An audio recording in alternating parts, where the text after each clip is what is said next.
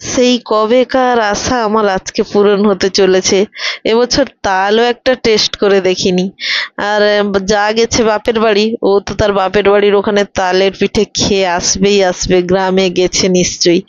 আর আমি তো আর যেতে পারছি না সেই বাচ্চাদের স্কুলে ভরার থেকে। নারকোলটাতে ভালো করে বাজনা বাজালাম, দেখলাম ভালোই জল আছে।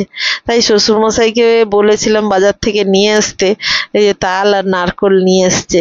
তাই আমি মানে এটাকে খোসা ছাড়িয়ে ভালো করে ধুয়ে নিচ্ছি, দিয়ে বাচ্চাদের আনতে গেলাম। আর বাজার থেকে টুকটাক জিনিস আনার আছে পিঠেটাকে বানানোর জন্য, ওই জন্য সেগুলো আনতে গেলাম।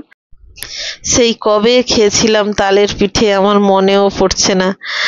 এখন আসতে দেখি আমার যা বলছি আমার শাশুড়ি মা তালের মাড় বের করে রেখেছে, আর নারকেলও কুচিয়ে রেখেছে। তাই তালের মাড়টাকে আমি জাল দিয়ে দিচ্ছি, কারণ হচ্ছে না হলে তেতো হয়ে যাবে। আর যদি সঙ্গে সঙ্গে কেউ তালের মাড় বার করে পিঠেতে অ্যাড করে, তাহলে কিন্তু আর জাল দিতে লাগে না। আমার বাপের বাড়িতে তো জাল দেয় না, সঙ্গে সঙ্গে বের করে নেয়। যেহেতু আমি বিকালবেলা করব আর এখন রান্না বান্না শেষ, এখনই জাল দিয়ে রেখে দিচ্ছি। আবার ভালো করে না ঠান্ডা হলেও পিঠেতে দেওয়া যাবে না, এই জন্য জাল দিয়ে রেখে দিচ্ছি। আর বাচ্চারা ঘুমিয়ে গেলে আতপ চাল ভিজিয়েছি, ওটা বাটবো। বাচ্চারা দেখুন খাওয়া দাওয়ার পরে ঘুমিয়ে গেছে দুজনে। এবার আমি যাই রান্নাঘরে, আতপ চাল আর অল্প 1 গ্লাস আতপ চাল আর 2 মুঠোখানি সেদ্ধ চাল ভিজিয়ে রেখেছিলাম, ওইটাকে বাটবো। মিক্সিতে অবশ্য করব। আর সেটাকে আবার মিক্সিতে করার পরে ঠান্ডা করতে হবে, যেহেতু আমাকে অয়েল ব্রাশ করার জন্য ব্রাশ নেই, তাই আমি একটা পুই ডাঁটার মধ্যে একটা ব্রাশ তৈরি করেছি। আর এটা আমাদের গ্রামের দিকে মা কাকিমারা এই একটা কলা গাছের ডান্ডা নিয়ে এটা বানাতো, শিলনোড়ায় থুতে দিয়ে। আর বাটিতে কিছুটা পরিমাণ জল নিয়েছি আর তার সঙ্গে তেল নিয়েছি। তেল জল মিক্সড করে এই যে আমার অয়েল ব্রাশ করার জন্য রেডি। এবারে বাটারটা রেডি করে নিচ্ছি। এটা আমি কি পিঠে বানাবো বলুন তো? তাল দিয়ে।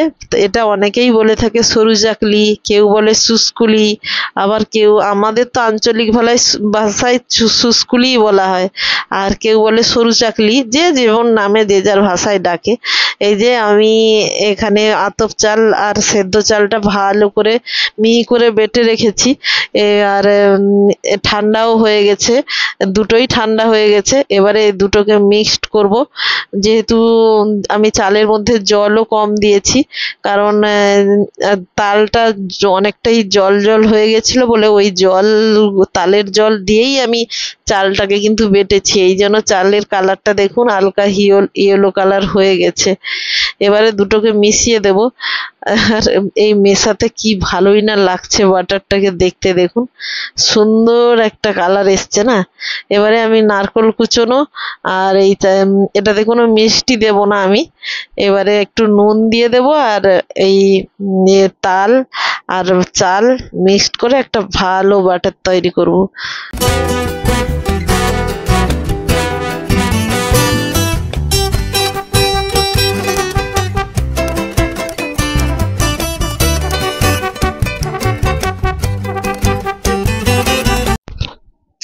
এবারে আমার ব্যাটারটা ভালো করে আমি মিশিয়ে নিয়েছি, দেখুন আগের কালারটা কি দারুণ ছিল না। এই যে সাদা আর হলুদটা মেশাচ্ছি, তাই একটা কালারটা যা দেখতে সুন্দর লাগছিল। এরকম এইটা আমি কিন্তু ফার্স্ট টাইম জীবনে বানাচ্ছি এই সরু চাকলি। এর আগে আমি কোনোদিন নিজের হাতে অন্তত বানাইনি, আমি খেয়েছি অবশ্য কিন্তু বানাইনি, তালের বিশেষ করে। আজকে প্রথমবার বানাতে চলেছি। এবারে তাওয়াটা বসিয়ে দিয়েছি। আর আমি এবারে অয়েল ব্রাশ করে দেবো, দিয়ে তার উপরে ঢেলে দেবো। এগুলোর আবার মেজারমেন্ট আছে। আমার মা কাকিমারা কি করতো, আমার শাশুড়ি মাকে আমি এটা কোনোদিন বানাতে দেখিনি। আজকে 5-7 বছর হয়ে গেল, হয়তো উনি আগে বানাতেন। আমি আসার পর থেকে কোনোদিন শাশুড়ি মা এই পিঠে বানায়ওনি, এই সরু চাকলি। সেরকম কোনো পিঠে আমার শাশুড়ি মা, হ্যাঁ আমার শাশুড়ি মা পাটিসাপটা আমি আসার পর বানিয়েছেন, কিন্তু আর অন্য তালের বড়া বানিয়েছেন, ঠিক কথা, তালের বড়া বানিয়েছেন, কিন্তু এই সরু চাকলিটা শাশুড়ি মা কোনোদিন বানাননি আমি আসার থেকে। আর এই যে দিয়ে দিলাম। এটা আবার দেওয়ার আছে, এটা যত পাতলা হয় খেতে ততটা ভালো লাগে। আর এই পাতলা করলে একটু সমস্যা হয়, তাই মা কাকিমারা কি করতো, বাটিতে একটু জল দিয়ে সেটাকে একটা আলাদা বাটার রেডি করতো। এই যে আমাকে মনে হলো যেন আমি কতটা একটা রাজ্য জয় করে নিলাম। একটা এই পিঠে বানিয়ে আমি মনে হচ্ছে একটা রাজ্য জয় করে নিলাম। আমি এই কঠিন কাজটা কি করে করতে পারলাম। কে কে এরকম অয়েল ব্রাশ করার জন্য বাড়িতে ব্রাশ বানিয়েছেন অবশ্যই কমেন্টে জানাবেন।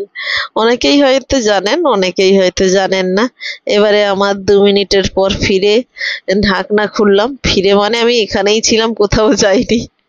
ঢাকনা খুললাম। এই কাঠের খুন্তিটা না ভীষণ মানে যেহেতু ননস্টিক ছিল কড়াইটা, ওই জন্য কাঠেরটা ব্যবহার করতে হচ্ছে, কিন্তু কাঠেরটা খুব একটা সুবিধা হচ্ছে না। এবার যে আমি এই সুন্দর করে তাকে উল্টাতে পারলাম, এর জন্য মনে হলো উফ, ভাঙলো না একটু, আমি এটা পারলাম, তবু মাঝখানে একটু ছিঁড়ে গেছে।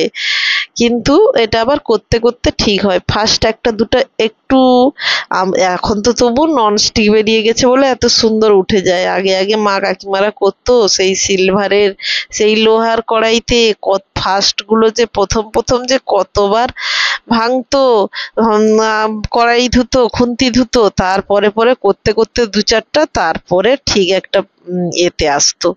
প্রত্যেকবার করার পরে এক একটা করে ব্রাশ করে নিচ্ছি। আর এই যে এবারে আবার সেকেন্ড পার্ট দিয়ে দিলাম ফার্স্টটা করেই মনে হচ্ছে কখন টেস্ট করব। এই পিঠে না লোকের ঘরে যেইটুকু দিয়ে যায় বাটিতে করে ওইটুকুই ঠিক আছে। বেশি খেতেও ইচ্ছে করে না, আবার বাসি হলে একটা খেতে ইচ্ছে করে, না হলে বাটিতে যে লোকের ঘরে যেটুকু দিয়ে যায় ওইটুকু হলেই যথেষ্ট। বাড়িতে এত কিছু করে মনে হয় খেলে সেটা আর হয় না। এই যে বাটিতে অল্প একটু জল নিয়েছি, আবার একটা পাতলা করে একটা বাটার রেডি করলাম। দেখি এটা দিলে কেমন ওঠে। গামলারটা কিন্তু, বড় বাটিরটা কিন্তু একটু মোটা আছে, এটা একটু জল দিয়ে পাতলা করলাম। দেখি এটা যদি পাতলা ওঠে তাহলে ভালোই হবে। তাহলে সবগুলোতে একটু জল মিশিয়ে দেবো আর কি। ফার্স্ট পিঠে করেই আমি একটা খেয়ে নিচ্ছি। এখন এডিট করতে বসছি যেন মনে হচ্ছে আমি এক্ষুনি একটা খেয়ে নিই, আমার যেন খেতে ইচ্ছে করছিল। ওই যে খুন্তিটাকে বাদ দিয়ে দিলাম, ননস্টিক হয়েছে তো কি হয়েছে, আমি এই খুন্তি নিয়ে চলে এসেছি। এই যে চিপকে যায় না এগুলো, একটু তেল টেল দিয়ে দিলে খুন্তির ডগায় অতটা হয় না। এগুলো তো বেশি তেলেও করা যায় না। যাই হোক, আমার তো মনে হয় যাতে তালের মাড় বেশি থাকে, অল্পখানিক চালের বাটা থাকে, কিন্তু তাহলে আবার তালের মাড় বেশি গেলে মানে সুন্দর পরিষ্কার ভাবে তুলতে অসুবিধা হয়। যত চালের মাড় কম দেবেন তত ভালোই মানে স্টিক করবে না, ওটা ভালোই উঠে যাবে। একটা সাইড ছিঁড়েও গেছে তুলতে তুলতে। শ্বশুরমশাই বলছিল যে 2-1টা হয়ে গেছে, যদি দেবে তো। শ্বশুরমশাই টিভি দেখছিলেন, ওইখানে দিয়ে গেলাম। বাচ্চারা এখনো ওঠেনি, ঘুমোচ্ছে। দেখা যাক, এর ফাঁকে আমি 2-1টা করে নিই। আর আর বাড়িতে শাশুড়ি মাও ঘুমোচ্ছে। আর এই যে বলতে বলতে সোনাবাবু উঠে পড়েছে, দেখেছেন তো। পাশে শুয়ে থাকলে বিকাল 5টা-6টা অবধিও শুয়ে থাকবে, যদি আমি পাশে শুয়ে শুয়ে ফোনটা এডিট করতাম, পোস্ট করতাম, শুয়ে থাকবে।